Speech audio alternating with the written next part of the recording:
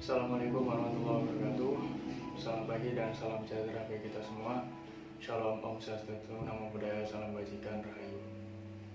Di sini saya, Bayu Haji Setiabudi dari kelas 3G AKM absen 7 akan mempresentasikan mengenai tugas dari mata kuliah manajemen strategik tentang analisis lingkungan internal. Yang pertama, kita masuk ke subtopik yang pertama, yaitu tantangan analisis internal. Sebelumnya, kita harus mengetahui terlebih dahulu apa sih yang dimaksud dengan analisis lingkungan internal. Jadi, analisis lingkungan internal adalah suatu proses di mana perusahaan mengkaji kekuatan dan kelemahan yang dimiliki agar perusahaan dapat mengidentifikasi peluang yang dapat dimanfaatkan secara maksimal serta ancaman yang dapat diantisipasi. Menurut Gluck, lingkungan internal dibagi menjadi 5 faktor. Yang pertama yaitu faktor pemasaran dan distribusi, yang kedua faktor penelitian dan pengembangan suatu fungsi rekayasa, yang ketiga faktor manajemen produksi dan operasi, yang keempat faktor sumber daya dan karyawan perusahaan, dan yang terakhir adalah faktor keuangan dan akuntansi. Adapun tantangan analisis internal sendiri yang sering kali dialami oleh perusahaan yaitu keputusan dari pihak manajer. Keputusan ini berupa sumber daya, kapabilitas, dan kompetensi inti yang memiliki pengaruh signifikan terhadap kemampuan perusahaan untuk mengembangkan keunggulan kompetitif sehingga dapat menghasilkan laba yang optimal. Pengambilan keputusan ini dapat terasa sulit dikarenakan ada 3 kondisi yang mempengaruhi. Yang pertama yaitu ketidakpastian berkaitan dengan karakteristik lingkungan umum dan industri, tindakan para pesaing, dan preferensi pelanggan.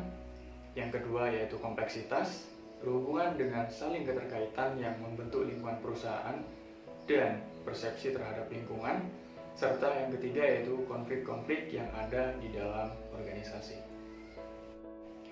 Baik, selanjutnya kita masuk ke subtopik yang kedua yaitu mengenai sumber daya, kapabilitas, dan kompetensi inti. Sumber daya adalah input dalam proses produksi perusahaan. Peralatan, modal, keahlian pegawai, kemudian hak paten, keuangan, dan manajer-manajer berbakat adalah termasuk sumber daya. Luas dalam ruang lingkup, sumber daya mencakup spektrum fenomena individual, sosial, dan organisasi. Sumber daya perusahaan dibagi menjadi 2, yaitu sumber daya berwujud atau tangible asset dan sumber daya tidak berwujud atau intangible asset.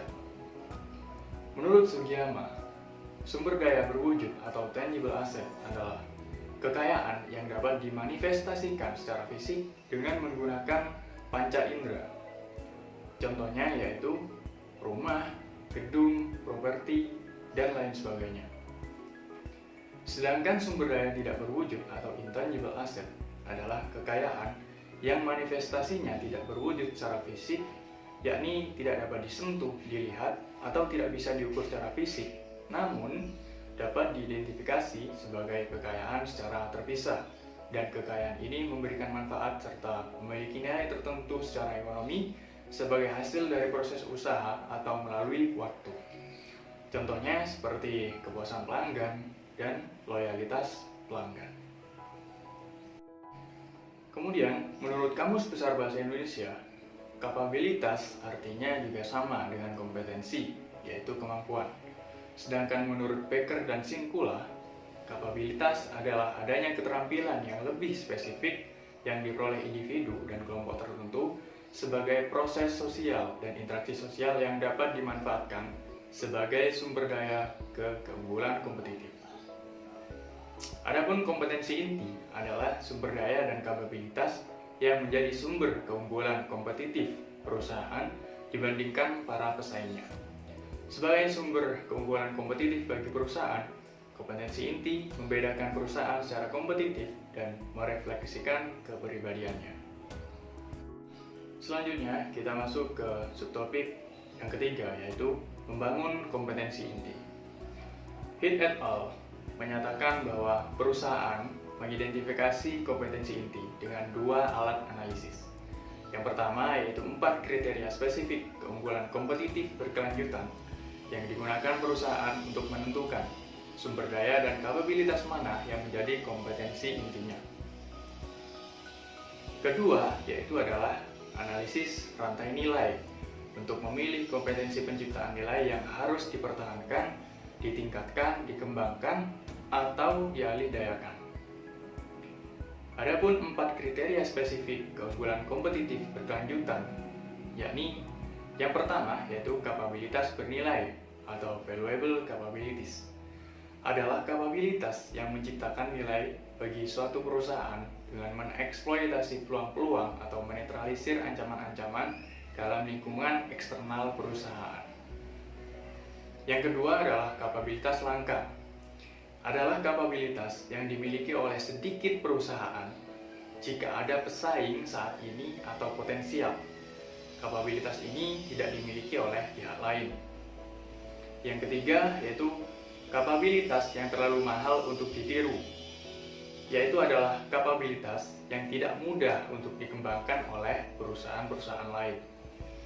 Kapabilitas ini dapat terjadi karena satu atau kombinasi dari 3 alasan: bersifat historis, bersifat ambigu, kompleksitas sosial, meliputi relasi antar pribadi, kepercayaan, dan persahabatan di antara manajer, supplier, dan pelanggan. Kemudian yang keempat adalah kapabilitas tidak ada produk pengganti, yaitu kapabilitas yang tidak memiliki ekuivalen strategis. Persyaratan terakhir ini bagi seluruh kapabilitas untuk menjadi keunggulan yang kompetitif. Selanjutnya yang kedua, yaitu menurut Peirce dan Robinson, rantai nilai adalah pandangan bahwa suatu bisnis dipandang sebagai suatu rantai aktivitas yang mengubah input menjadi output dan bernilai bagi para pelanggan. Sementara analisis rantai nilai sendiri yaitu merupakan suatu analisis yang berupaya memahami bagaimana suatu bisnis dapat menciptakan nilai bagi para pelanggan dengan memeriksa kontribusi dari aktivitas-aktivitas yang berbeda dalam melakukan bisnis terhadap nilai tersebut. Melalui gambar kegiatan rantai nilai tersebut dapat dijelaskan bahwa terdapat 2 jenis aktivitas dalam rantai nilai, yaitu aktivitas utama atau primary activities dan aktivitas pendukung atau secondary activities. Aktivitas yang utama itu terdapat 5 aktivitas yang harus kita ketahui bersama. Yang pertama yaitu pengadaan logistik dalam perusahaan. Aktivitas ini berkaitan dengan perolehan bahan bakar, energi, bahan baku, suku cadang, barang dagangan, dan perlengkapan lainnya dari pemasok, penerimaan, penyimpanan, dan distribusi input dari pemasok, inspeksi, dan manajemen persediaan. Kemudian yang kedua yaitu operasi. Kegiatan operasi ini adalah kegiatan yang berkaitan dengan konversi input menjadi bentuk suatu produk akhir berupa produksi, perakitan, pengemasan, pemeliharaan peralatan, operasi fasilitas, penjaminan mutu, hingga perlindungan lingkungan. Kemudian aktivitas yang ketiga yaitu pengadaan logistik luar perusahaan. Aktivitas ini berkaitan dengan distribusi fisik dan produk kepada pembeli berupa penyimpanan barang jadi, pemrosesan pemesanan, pengepakan pesanan, pengiriman, operasi kendaraan pengiriman. Yang keempat yaitu pemasaran dan penjualan. Aktivitas ini berkaitan dengan upaya tenaga penjualan, iklan dan promosi, riset dan perencanaan pasar, serta dukungan dari agen atau distributor. Yang kelima yaitu aktivitas layanan. Aktivitas ini berkaitan dengan penyediaan bantuan bagi pembeli seperti instalasi, pengiriman suku cadang, pemeliharaan dan perbaikan, bantuan teknis, dan penanganan terhadap pertanyaan dan keluhan pembeli. Adapun yang selanjutnya, yakni aktivitas pendukung atau secondary activities. Yang pertama yaitu infrastruktur perusahaan. Aktivitas ini memberi dukungan ke seluruh rantai nilai, misalnya yang berhubungan dengan bagian umum, akuntansi dan keuangan, hukum dan masalah peraturan perusahaan, keselamatan dan keamanan, sistem informasi dan manajemen, serta fungsi-fungsi overhead lainnya. Aktivitas yang kedua yaitu manajemen sumber daya manusia. Aktivitas ini berkaitan dengan perekrutan, pelatihan, pengembangan, dan kompensasi dari seluruh jenis karyawan, aktivitas hubungan dengan karyawan, pengembangan keahlian yang berbasis pengetahuan. Kemudian yang ketiga yaitu pengembangan teknologi. Aktivitas ini berkaitan dengan perbaikan terhadap skill atau keahlian, prosedur atau teknologi yang diletakkan ke dalam proses-proses yang dimaksudkan untuk meningkatkan barang, layanan, dan proses. Dan yang keempat atau yang terakhir adalah aktivitas pembelian. Aktivitas ini berkaitan dengan bagian yang menjalankan fungsi pembelian atau pengadaan input seperti bahan baku, pemasok, serta alat pendukung seperti mesin, peralatan, dan gedung kepada perusahaan. Selanjutnya beralih ke subtopik yang keempat, yaitu outsourcing. Outsourcing dalam bahasa Indonesia berarti alih daya. Dalam dunia bisnis, outsourcing atau alih daya dapat diartikan sebagai penyerahan sebagian pelaksanaan pekerjaan yang sifatnya non-core atau penunjang oleh suatu perusahaan kepada perusahaan lain melalui perjanjian pemborongan pekerjaan atau penyediaan jasa pekerja atau buruh.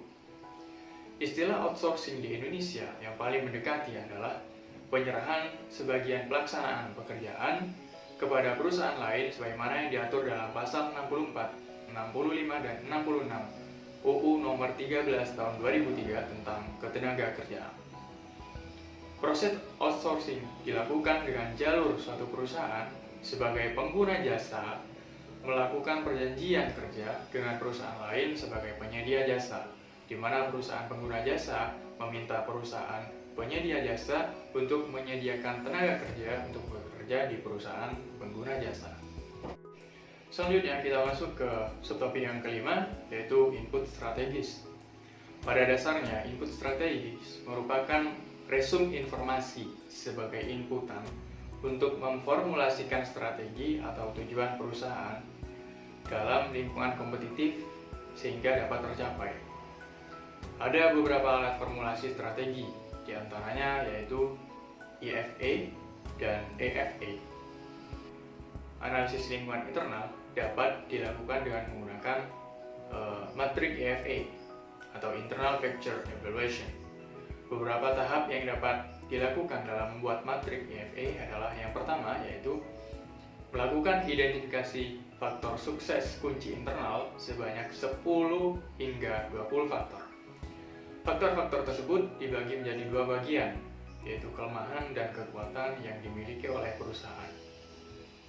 Langkah yang kedua yaitu memberikan bobot dengan angka 0 sampai dengan 1.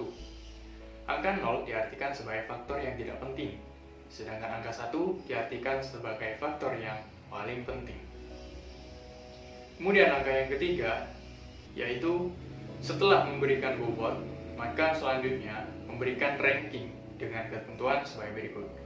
Angka 1 untuk kelemahan utama, angka 2 untuk buka kelemahan utama, angka 3 untuk kekuatan minor, dan angka 4 untuk kekuatan utama.